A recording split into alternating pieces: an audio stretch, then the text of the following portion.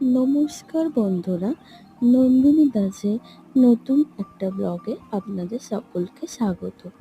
আশা করি আপনারা সবাই ভালো আছেন, আমিও ভালো আছি। আজ আমি পৌঁছে গেছি আমার পাশের বাড়ির ভাইয়ের ছেলে স্পৃহানের অন্নপ্রাশনে। যদিও আমার কিছু কাজ থাকায় সেখানে পৌঁছাতে দেরি হয়, তারপরও ফটো না তুললে তো আর হয় না।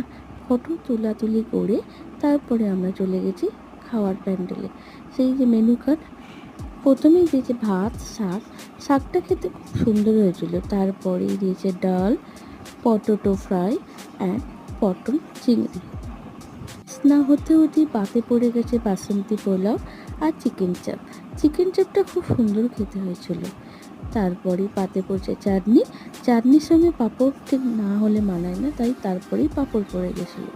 তারপরে আমার ফেভারিট পায়েস, সঙ্গে রসগোল্লা, তারপরে রাবড়ি আইসক্রিম আর মশলা জোয়ান।